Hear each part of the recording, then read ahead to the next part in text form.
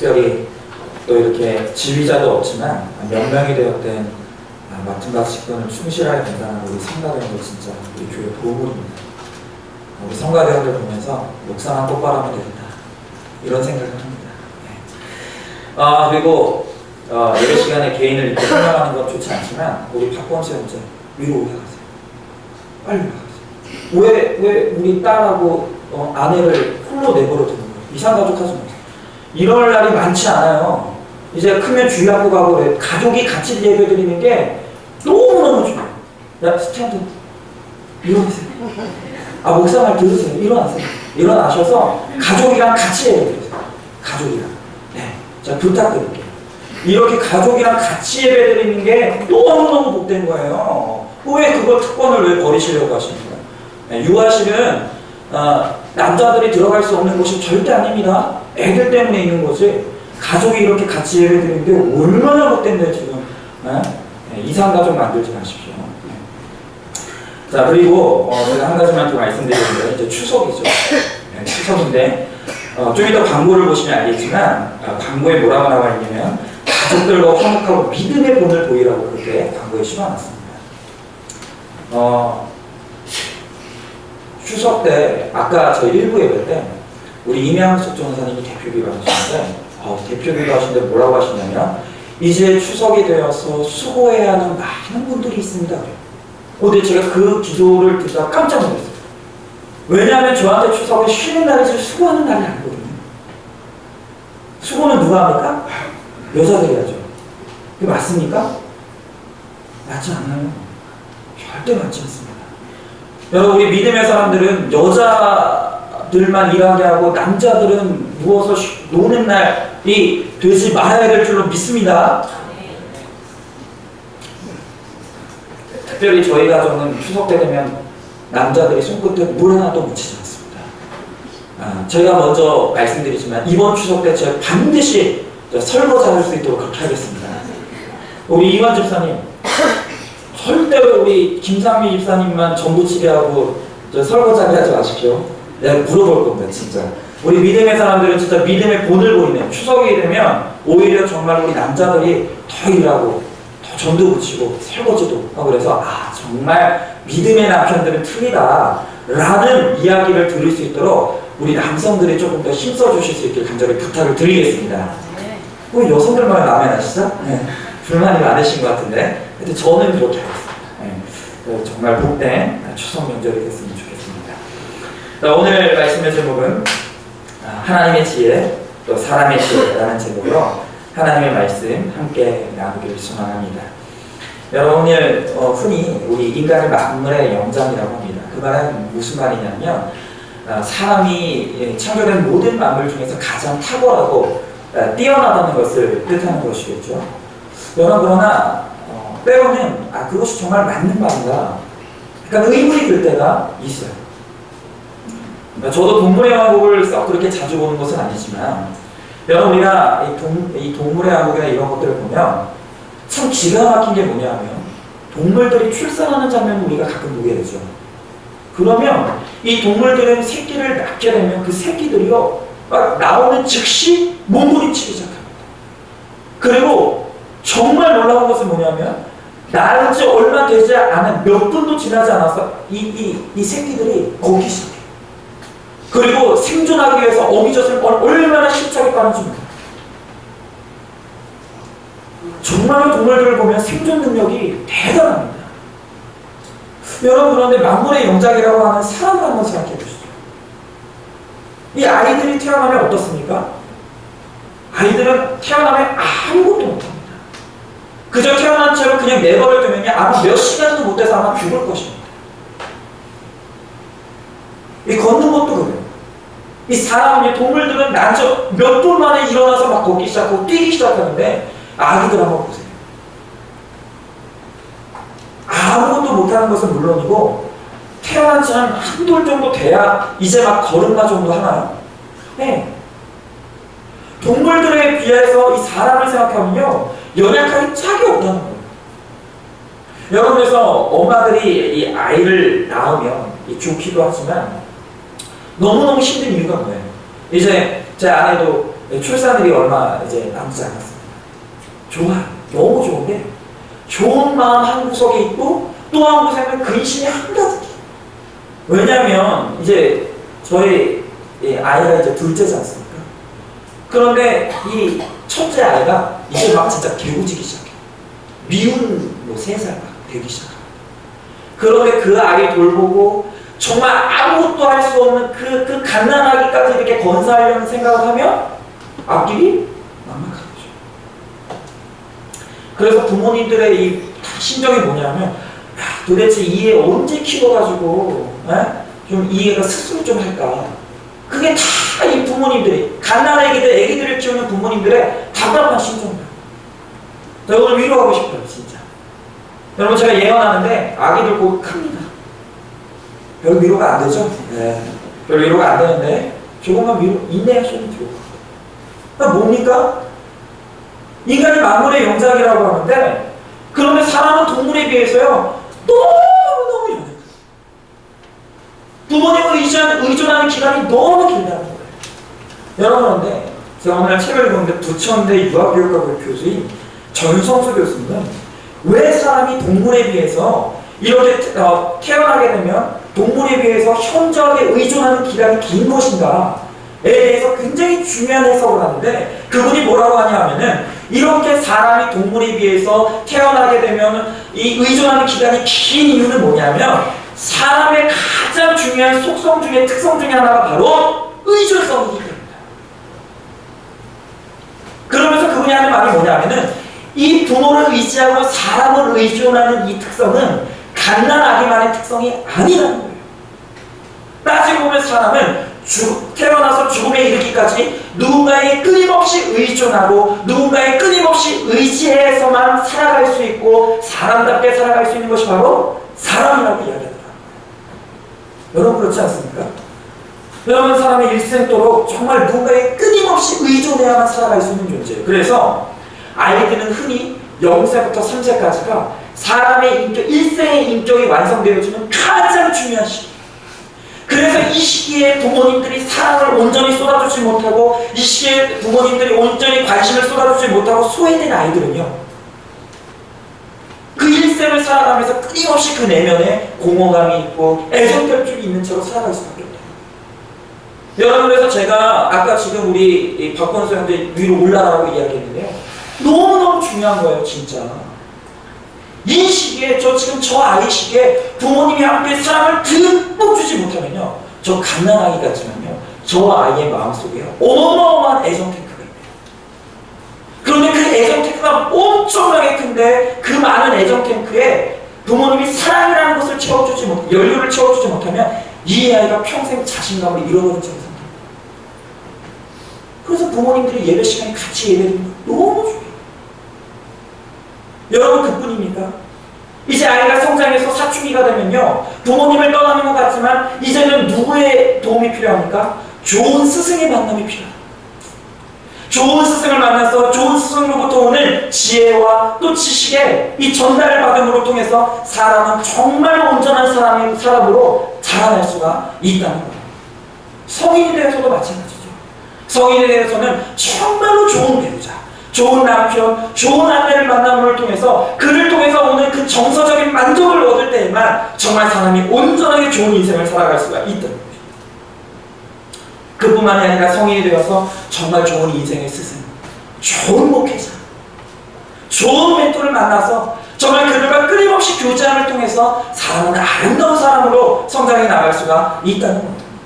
여러분, 그래서 사람이 필연적으로 가지고 있는 이 의존성을 가지고 있는 사람은 일생에 있어서 가장 중요한 것이 바로 만남입니다. 여러분, 정말 여러분의 일생에 있어서 또 여러분의 자녀를 위해서 기도할 때 정말 여러분들이 끊임없이 하나님 앞에 구해야 될 것이 있다는 것은 바로 만남의 복입니다. 좋은 사람을 만나. 여러분, 그래서 우리가 이 의존성을 가지고 세상을 살아가는 한은 여러분, 우리가 좋은 사람을 만나게 되면 반드시 그 사람은 좋은 사람이 되게 됩니다. 그러나 반면에 그 사람이 일생에서 나쁜 사람을 만나게 되면 그 사람은 필연적으로 나쁜 사람이 될 수밖에 없다는 것입니다. 여러분, 그러나 우리가 분명히 기억해야 될 것인데, 그것은 뭐냐면, 내가 아무리 좋은 부모를 만나고 내가 아무리 좋은 스승을 만나고 내가 아무리 좋은 배우자와 아무리 좋은 인생의 멘토를 만난다고 해도 여러분이 반드시 기억해야 될 중요한 사실은 뭐냐면 사람으로부터 받을 수 있는 지혜와 경험에는 명확한 한계가 있다는 사실을 여러분은 반드시 기억해야 돼요. 여러분, 좋은 만남이 중요해요. 그래서 그 사람으로부터 오는 지혜와 지식과 많은 사랑을 받는 것은 너무너무 중요해요. 그러나 여러분이가 아무리 탁월한 대학에서 대단한 스승을 만나서 그의 지식을 전수받는다 할지라도 여러분은 사람이 근본적으로 가지고 있는 이 사람의 무지함, 이 지혜의 한계는 절대로 벗어날 수가 없다. 여러분, 제 4대 성인이 있다 그러죠. 소크라테스, 그리고 부처, 그리고 공자, 예수님. 이 네 분을 일컬어서 4대 성인이라고 해요. 여러분, 그런데 이 4대 성인 중에서 불교의 창시자인 우리가 흔히 부처님이라고 하는 이 붓다에게 어느 날 제자가 이렇게 물었어요. 스승님, 사람이 죽으면 그 다음에는 어떻게 됩니까? 물었어요. 자, 그랬더니 이 부처님이, 이 붓다가 사람이 죽으면 그 다음에 어떻게 됩니까? 라는 이 제자의 물음에 뭐라고 대답했냐면 이렇게 중요한 대답을 했어요.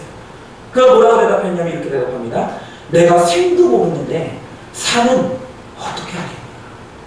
그랬어요. 무슨 말인지 이해가 안 갔습니다. 내가 사는 것도 뭔지 모르겠는데, 내가 사람이 산다는 것도 도대체 무슨 의미인지 모르겠는데, 내가 죽는 것도 도대체 어떻게 알겠는가. 그렇게 대답했다는 거예요. 자, 여러분, 불교에서는 부처님을 신으로 모셔요. 그런데 한 번도 이 부처는 스스로를 신으로 생각한 적이 없다는 거예요. 오히려 그가 생전에 뭐라고 고백했냐 하면 나는 사는 것도 알지 못하는 내가 죽은 다음의 일을 어떻게 하겠는가. 그가 자신의 인간의 무지함에 대해서 너무나 진실하게 고백했다. 여러분, 그러고 보면 정말 여러분은 여러분들의 인생에 대해서 얼마나 알고 계십니까? 여러분은 여러분의 인생에 대해서 얼마나 알고 계세요? 여러분, 저는 가끔 제가 10년 후에 과연 내가 어떤 모습일까에 대해서 항상 상상해보는, 나는 과연 10년 후에 어떤 모습으로 살아가고 있을 것인가. 여러분, 그런데 아무리 제가 상상으로라도 10년 후에 내가 과연 어떤 모습일까 상상해봐도 도대체 내가 10년 후에 어떤 모습일지 상상이 안 가요. 아니, 10년 후 말고요, 지금 내가 내 인생이 어디로 가고 있고 내 인생이 지금 어느 방향으로 흘러가고 있는지 여러분, 제가 모르겠어요. 여러분 알고 계십니까? 지금 여러분의 인생이 어디로 흘러가고 있는지, 여러분의 인생이 어디로 가야만 하는지 여러분은 알고 인생을 살고 계십니까? 여러분, 우리는요 당장 1분 앞에 1초 앞에 1도 볼 수가 없어요. 여러분, 그렇기 때문에 내가 모른다는 이 무지함 때문에 날마다 우리 마음 가운데 자리 잡고 있는 것이 바로 불안함과 염려와 초조함입니다. 여러분, 그래서 우리가 날마다 선택의 순간이 되면 얼마나 불안합니까? 정말 이 남자와 이 여자와 결혼을 할 것인가 말 것인가. 여러분, 우리 아내도 저를 만나서 교제하고 이제 결혼을 선택해야 될 때 여러분, 제가 얼마나 괜찮은 남자예요. 뭐 별로 이렇게 반응이 없으신데, 네. 그런데 엄청 고민하더라고요. 진짜.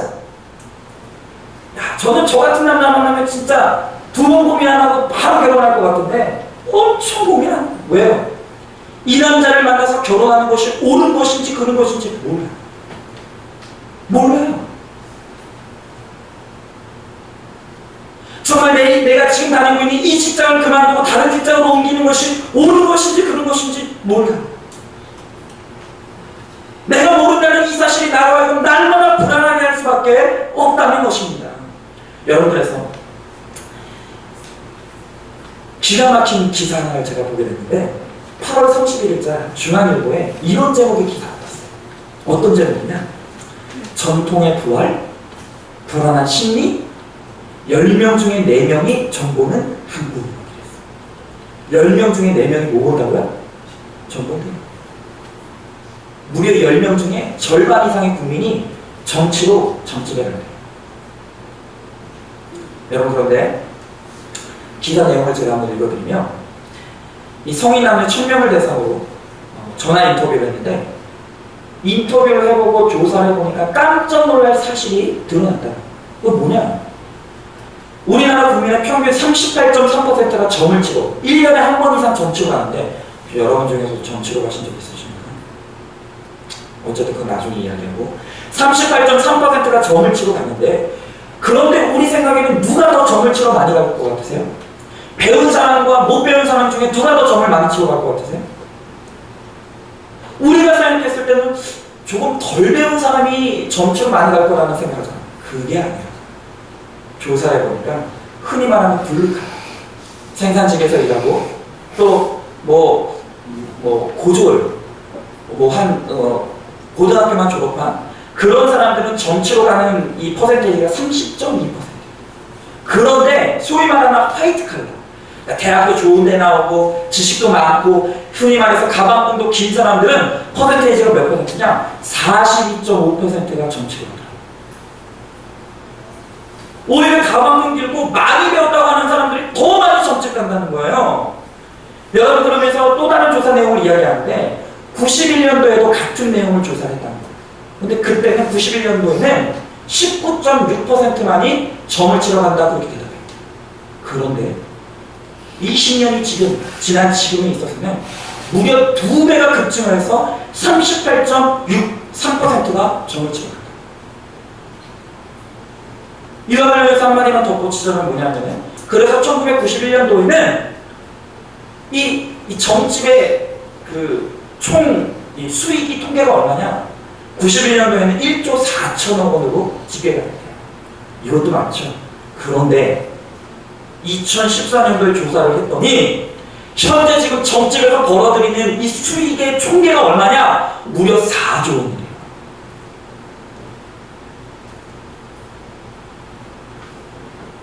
여러분 결론으로 이 기사에서 기자는 왜 이렇게 많은 사람들이 세상이 더 발전하고 첨단 지식이 넘쳐나고 지식이 더 늘어났다라고 하는 이 시대가 가면 갈수록 왜 사람들이 이렇게 무속인을 의지하고 점을 치러 다니느냐라고 이야기할 때 이 기사에서 분석하는 것이 무엇이냐면 불안합니다. 오히려 세상은 더 발전하는데 오히려 내 앞날에 대한 예측은 더 불가능해지더라는 거예요. 그 사람이 가지고 있는 근본적인 무지함이 사람들로 하여금 점집에 찾아가 무속인을 찾게 하더라고요. 여러분 뭡니까? 첨단 지식이 쏟아져 나오고 세상이 이렇게 발전한다고 해도 여러분 우리가 그렇게 자랑하는 사람의 지식이 내 앞길에 대해서 가르쳐주지 않는 거예요. 여러분 우리가 그렇게 자랑하는 그 컴퓨터라는 것이 내가 어디로 가야만 성공할 수 있는지에 대해서 조금도 가르쳐줄 수가 없다는 거예요. 여러분 그래서 사람이 얼마나 어리석은지 우리 안에 있는 이 불안을 떨쳐낼 수만 있다고 한다면 죽은 자에게 가서 산 자의 길을 찾기를 마다하지 않아요. 여러분 이게 얼마나 어리석습니까?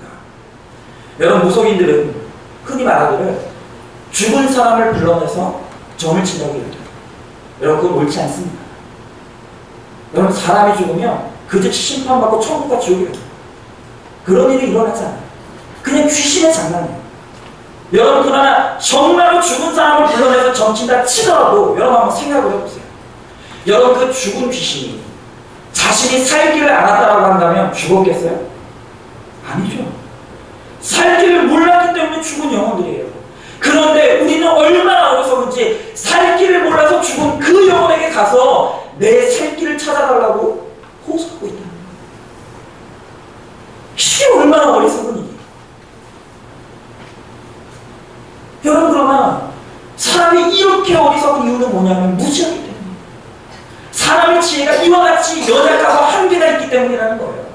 여러분 제가 예전에 한 권사님으로부터 자신이 왜 예수를 믿게 되는지에 대해 간증을 들은 적이 있어요. 근데 제가 들어본 간증 중에서 제일 재밌었어요.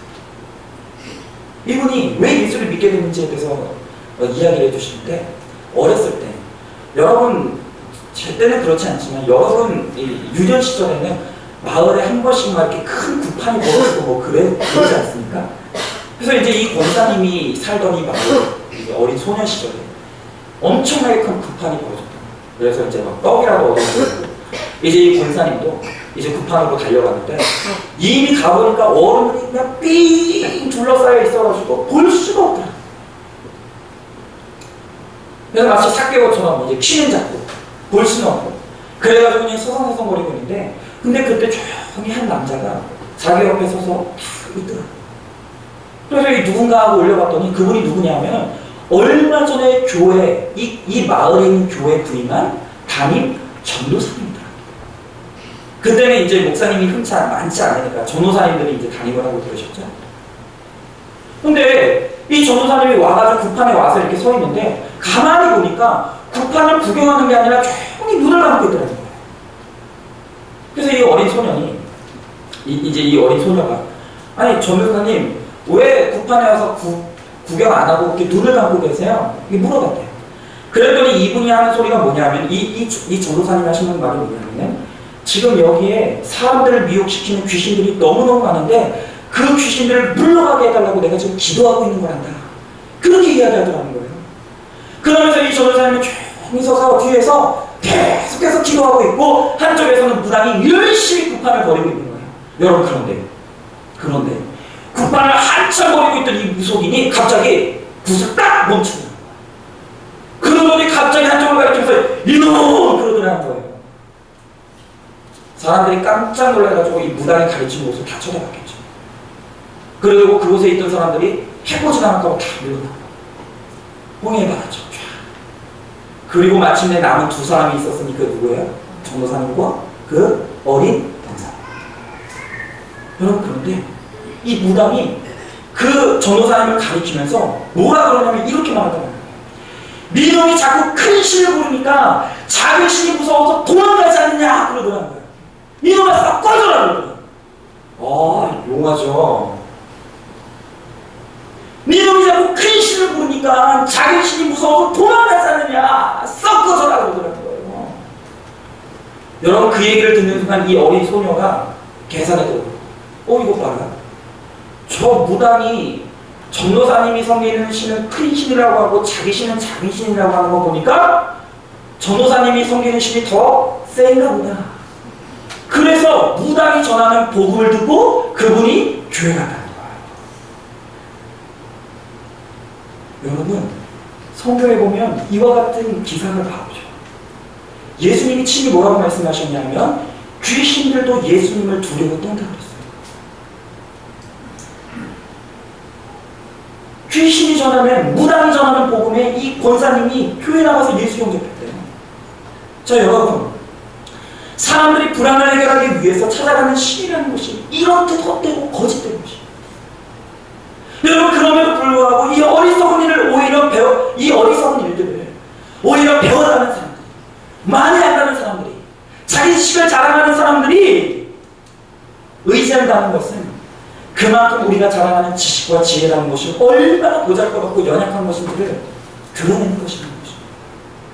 여러분 사람이 자기 지혜를 믿고 자기 지혜를 의지하고 살아가는 이상은 절대로 우리 인생의 불안함을 벗어낼 수가 없다는 거예요.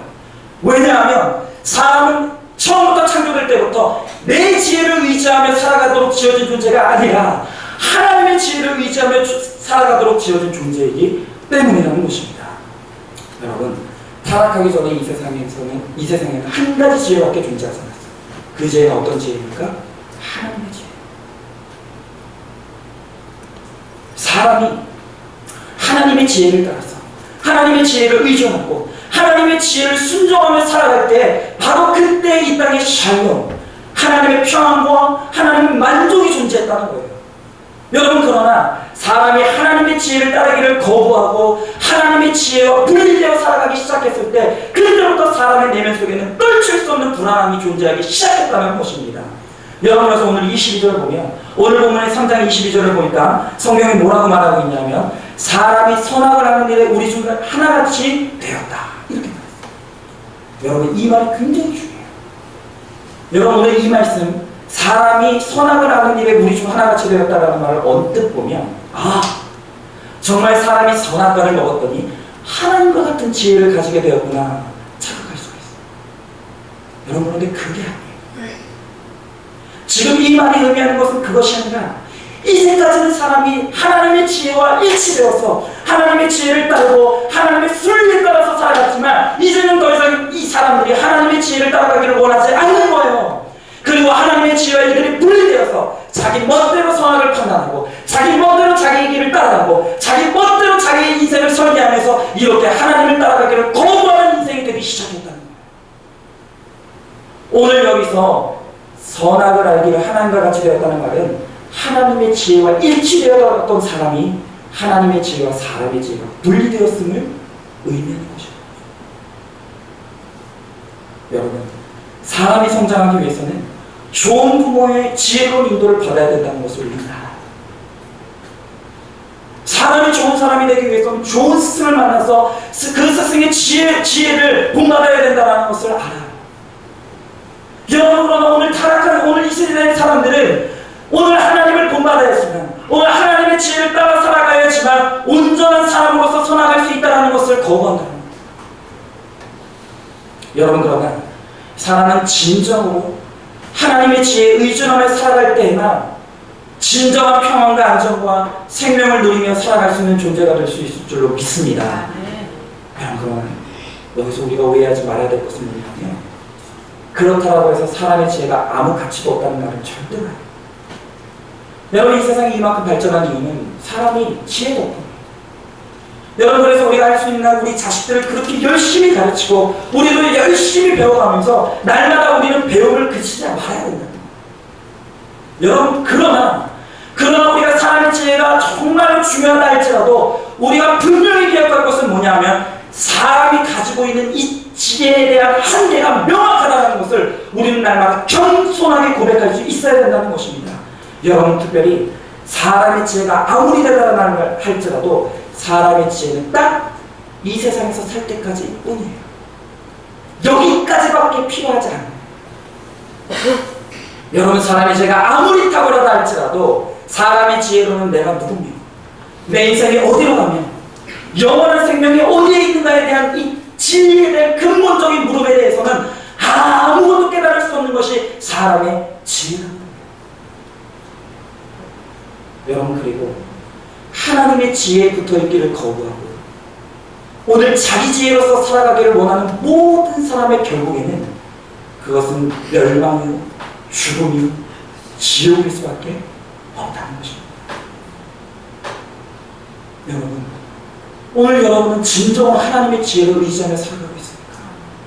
여러분, 오늘 이 세상 사람들이 얼마나 교만한 가운데 자기 지혜를 자랑하고 자기 경험을 자랑하고 오늘 자기 지혜를 사람들에게 알리면서 얼마나 하나님의 지혜를 따르기를 거부하며 살아갑니까?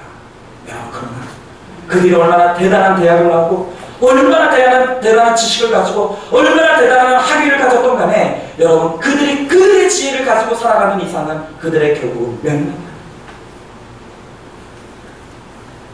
여러분, 그래서 오늘 본문의 24절 보니까 하나님께서 사람을 이 하나님의 지혜를 거부하고 하나님의 지혜로부터 분리되어 살아가기로 작정한 이 사람들을 하나님께서 에덴 동산에서 내쫓으셨다. 그리고 오늘 성경의 24절에 보니까 생명나무에 접근하지 못하게 하기 위해서 하나님께서 취하신 조치가 두 개가 있다고 했어요. 첫 번째 조치가 뭐냐? 하나님께서 이들에게 영원한 영생을 갖지 못하도록 생명나무에 접근하지 못하게 하기 위해서 첫 번째로 취한 조치는 뭐냐면 그룹들로 그 길목을 지키겠다. 여기서 말하는 그룹이라는 것은 천사랍니다. 천사들로 하여금 그 길목을 지키게 함으로 말미암아 생명나무로 들어가지 못하겠다. 그런데 여기로 하나님께서 그치시는 것이 아니라 불칼을 두어서 이중으로 이 생명나무로 가는 길을 막게 했다는 거예요.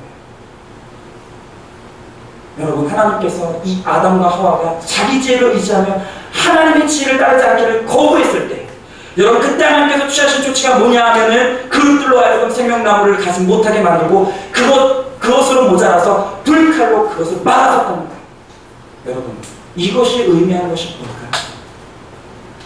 오늘 하나님께서 생명나무로 가지 못하도록 이렇게 막아섰다는 것을 의미하는 굉장히 중요한 의미는 뭐냐면 사람이 자기 지혜로는 절대로 생명의 진리를 깨달을 수 없도록 하나님께서 철저히 막아 선도하는 거예요. 여러분, 우리가 반드시 기억할 것은 뭐냐면 사람이 아무리 똑똑하다 할지라도 그 지혜로서는 절대로 생명으로 가는 지혜와 진리를 깨달아 알 수가 없다는 거예요. 하나님께서 그렇게 될 수 없도록 막으셨다는 거예요. 여러분, 그래서 오늘 이 땅에 있는 사람들이요, 여러분 잘 기억하십시오. 하나님을 믿고 싶지 않아서 안 믿는 게 아니에요. 하나님을 알고 싶지 않아서 알지 못한 게 아니에요. 오늘 그들이 그와 같이 하나님을 아는 지식에 대해서 무지하고 하나님을 알지 못하는 이유는 뭐냐면 하나님께서 그들을 하나님을 알 수 있는 지식을 막으셨기 때문입니다. 그것이 바로 하나님의 심판의 결과입니다. 여러분, 그래서 우리가 반드시 기억할 것은 신앙생활은 많이 배운 사람이 잘하는 게 아닙니다. 여러분, 제가 이렇게 예배 시간에 보면 은혜 받는 사람은 누구냐? 가방 끈긴 사람이 아니에요. 제가 보면요, 교만한 사람들은요, 은혜의 부스러기도 누리지 못합니다. 정말 제가 이렇게 보면 정말 예배 가운데 은혜 받는 사람, 정말 예배 가운데 하나님으로부터 오는 말씀의 은혜를 받는 사람은 어떤 사람이냐 하면 겸손하게 자기를 내려놓고 하나님의 지혜의 은혜를 받기를 사모하는 성령의 충만한 사람들이 정말로 예배의 기쁨과 예배의 은혜를 누리더라는 거예요. 여러분, 오늘 여러분들이 이 예배 자리에 나올 때 어떤 것으로 이 자리에 나왔습니까? 혹시 오늘 여러분들 가운데 한번 오늘 이 설교 시간 가운데 한번 설교해 봐라. 어디 잘하는지 한번 보자. 여러분, 그런 고만한 자세로 오늘 이 자리에 앉아있는 분들이 있지 않습니까?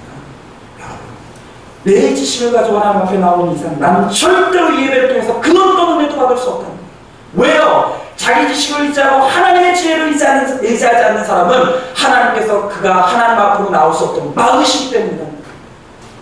그러나 자기의 모든 것을 내리며 겸손하게 하나님의 지혜와 하나님의 지식을 따라 살기를 소망하는 모든 겸손한 자들에게 하나님께서는 신실하신 은혜로 함께 하실 줄로 믿습니다. 여러분, 그래서 고린도전서 1장 26절에서 29절에 보니까 하나님이 부르시는 사람이다, 하나님이 은혜 주시기를 즐겨하는 사람들이 있다라고 성경은 말합니다. 그들이 누구인가? 우리 다 같이 고린도전서 1장 26절에서 29절에 있는 말씀.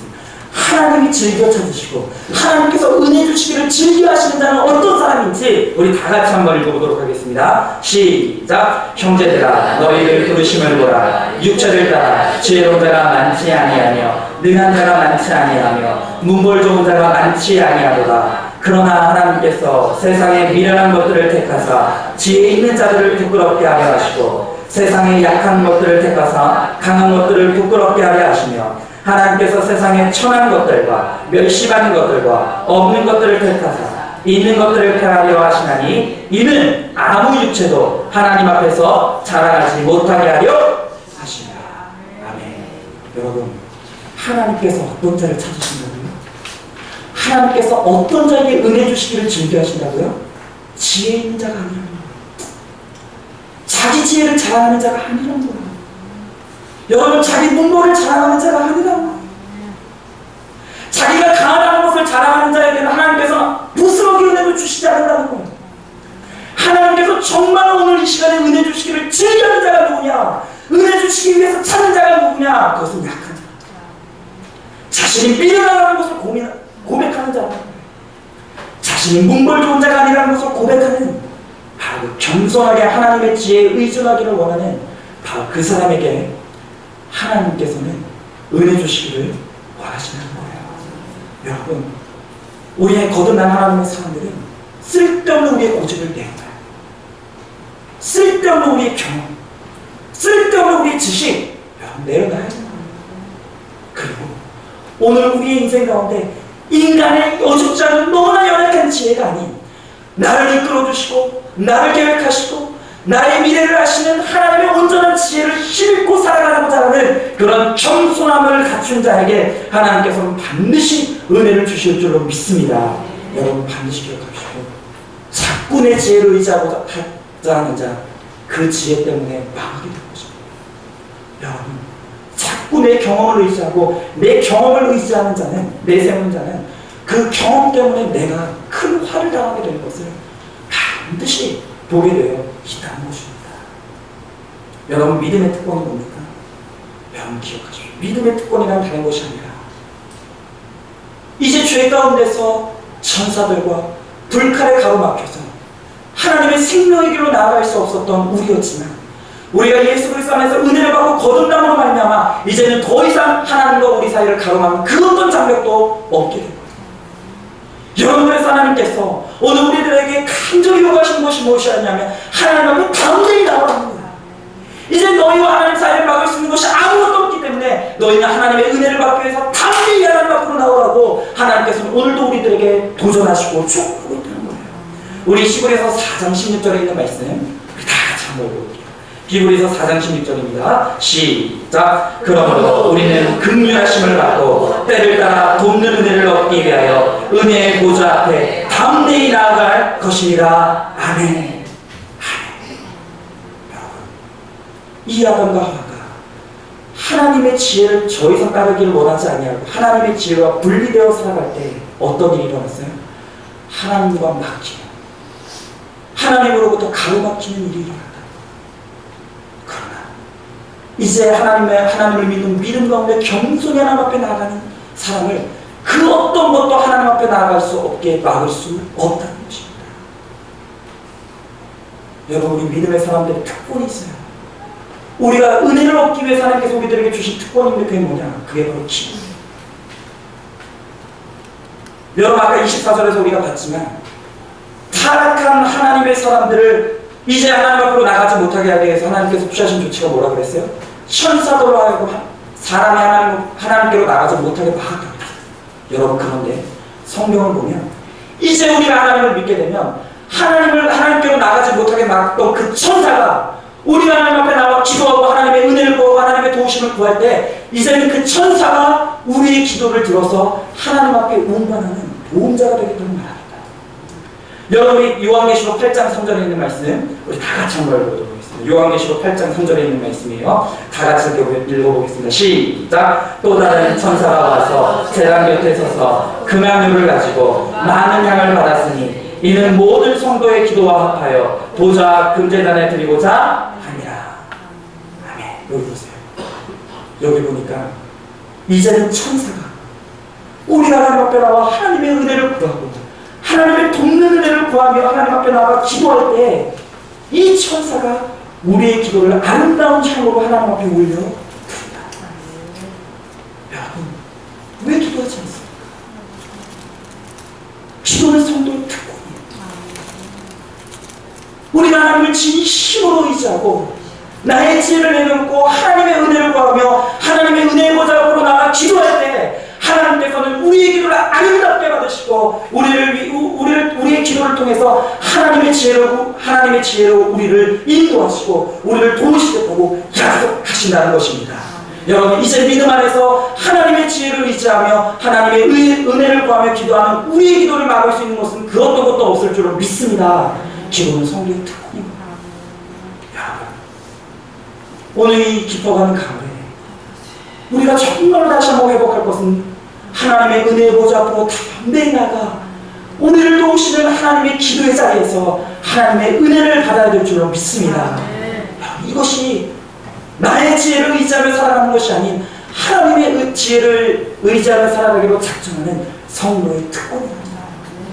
여러분, 오늘 사람의 지혜를 의지하는 수많은 사람들은 바로 그 지혜 때문에 오늘 사람들은 망해가고 갈등하고 반복하는 사람입니다. 그 지혜 때문에 사람들은 끊임없이 갈등하며 망하여 죽고 있다는 거예요. 여러분, 제가 금요차례 때도 여러분들에게 말씀드렸지만 기가 막히게 뭐예요? 지금 이제 추석이 되어서 이제 사람들이 다 고향으로 가는데 지금 인터넷에서 불티나게 팔리고 있는 게 있다는 거예요. 그게 뭐예요? 가짜 기부스. 지금 인터넷에서요, 주부들이요 가짜 기부스를 불티나게 사고 있대요. 왜요? 그거 차고서라도 일하기 싫어요. 여러분, 이게 얼마나 비극이에요. 이게 얼마나 비극입니까? 왜 공부가 아니고 이런 관계가 돼요? 왜 이런 비극적인 자꾸 갈등들이 오늘 우리 삶 가운데 일어납니까? 왜냐하면 하나님의 지혜를 배우려고 하는 것이 아니라 사람의 관습과 인습만을 따라가면서 너무나 무지하게 살아가고 있기 때문이에요. 여러분, 어디 성경에 추석에는 여자들만 일하고 남자들은 누워서 먹고 놀라고 한 적이 없습니다. 여러분, 오히려 성경은 여자는 연약한 질그릇이라고 했어요. 너무나 깨지기 쉬운 질그릇이기 때문에 남자가 여자를 보호해야 된다. 왜 명절에 그렇게 이렇게 깨지기 쉬운 연약한 여자들을 왜 그렇게 고생시키는 거예요? 여러분, 믿음의 사람이면 정말로 달라야죠. 오늘 우리 전통은 그렇게 가르쳤다 할지라도 우리가 말씀을 통해서 그렇게 하나님의 지혜대로 하나님의 말씀이 여성을 보호하라고 그랬다고 한다면 마땅히 남성들은 추석이 되면 전도 붙이고, 네? 설거지도 하고 청소도 도와주고 그래야죠. 왜 세상 지식을 똑같이 따라서 그렇게 똑같이 살아가면서 왜 그렇게 반복하며 서로 질시하고 미워하면서 살아가나요? 여러분, 제가 볼 때는 우리 여성들은 괜찮은데 남성들이 좀 각성해야 돼요. 남성들이 다시 한번 믿음 안에서 좀 이제 좀 겸손해져서 정말 여성들을 좀 아끼고 보호하는 좀 그런 게 좀 필요할 것 같아요. 우리 남자 성도님들은 혹시 마음에 불만이 있을지라도 이번 추석 때는 정말로 믿음의 본을 더해서 정말 주방에 들어가서 설거지도 좀 하시고 좀 기름 묻혀가면서 좀 전도 붙이시고 그래서 좀 우리 아내들을 좀 위로해 주시고 평안하게 해주실 수 있기를 주 예수 그리스도로 간절히 부탁을 드리겠습니다. 감사합니다. 아까보다는 좀 더 나아지신 것 같으세요. 우리 이완 집사님 특별히 반드시 그렇게 하실 줄로 믿습니다. 네, 여러분 말씀 맺겠습니다. 여러분, 내 지혜로 살아가는 거 망합니다. 여러분, 우리 지혜가 얼마나 보잘것없습니까? 내 지혜는 나로 하여금 아무것도 알지 못하게 하고 내 지혜는 나로 하여금 언제나 불안과 염려와 초조감 가운데 살아갈 수밖에 없게 만드는 것입니다. 여러분, 그러나 우리가 나의 지혜를 겸손하게 내려놓고 하나님의 지혜를 구하면 하나님의 인도하심을 구하고 하나님이 내 인생의 도움자 되심을 정말로 고백하며 하나님 앞에 나아갈 때 하나님의 도우시는 지혜 가운데 우리는 날마다 승리하고 우리는 날마다 다시 한번 평안 가운데 살아가며 하나님의 인도하심 가운데 안전하고 살아가는 우리의 복된 인생이 될 줄로 믿습니다. 우리의 이 지혜를 더 이상 의지하지 마시고 하나님 앞에 나아가 담대히 하나님의 은혜의 보좌 앞에서 돕는 은혜를 날마다 누리므로 말미암아 하나님과 더불어 승리하는 삶을 살아가시는 저와 여러분들 되실 수 있기를 주 예수 그리스도로 간절히 축원드리겠습니다.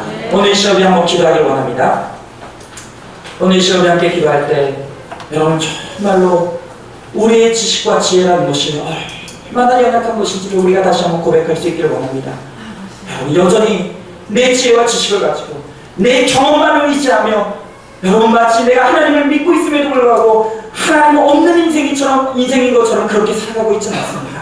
여러분, 우리가 다시 한번 겸손하게 정말 하나님의 돕는 은혜를 따라서 하나님의 은혜의 보좌 앞으로 담대히 나가 하나님의 도우시는 은혜를 날마다 사모하며 그 은혜를 힘입어 살아갈 수 있도록 하나님 나와 함께하여 주시옵소서. 하나님 주의 능력과 하나님의 도우심의 은혜를 힘입어 살아갈 수 있는 그래서 내 인생 가운데 정말 하나님이 주시는 승리와 하나님이 주시는 평안과 하나님이 주시는 안전을 따라 살아갈 수 있도록 하나님 우리 가운데 함께하여 주시옵소서. 오늘 시간 간절히 소망하는 마음으로 우리 다 같이 기도하며 나가도록 하겠습니다. 기도하겠습니다. 사랑과 은혜가 충만하신 하나님 아버지 주의 귀한 사랑과 은혜를 감사드립니다. 하나님 아버지 정말 오늘 이 시간 우리는 다시 한번 우리의 하나님의 연약함을 고백하며 주님 앞에 나아갑니다.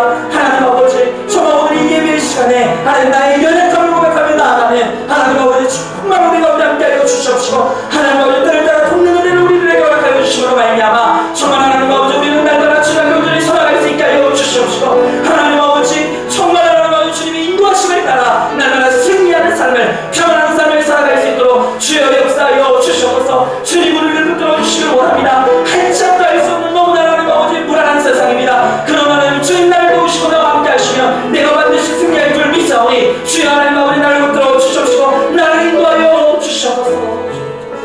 사랑의 은혜가 충만하신 하나님 주의 귀한 사랑과 나를 감사드립니다. 하나님께서 우리를 붙드시고 우리를 인도하심으로 말미암아 하나님 우리 인생을 복되게 하시기를 원하시기도 하나님 나는 마치 하나님 없는 인생인 것처럼 나는 마치 부모가 없는 고아와 같은 인생인 것처럼 오늘도 방황하고 내 너무나 연약한 지혜만을 따라 내 경험만을 의지하여 불안함과 초조와 염려 속에 살아가고 있지는 않습니까? 하나님 때를 따라 도우시는 하나님의 은혜의 보좌 앞으로 담대히 나아갈 수 있게 하여 주시옵소서. 나의 모든 지혜를 내려놓고 하나님의 지혜에만 의지할 수 있게 하여 주시옵시고 온전히 하나님과 더불어 승리하는 삶, 주님이 도우심으로 정말 우리 인생이 복되는 하나님 아름답고 귀한 삶을 살아갈 수 있도록 주여 함께하여 주시옵소서.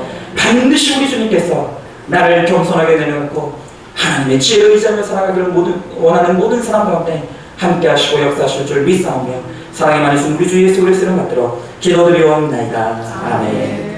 우리 다 같이 찬송가 317장 찬송하시면서 준비하신 내용 하나님 앞에 드리도록 하겠습니다.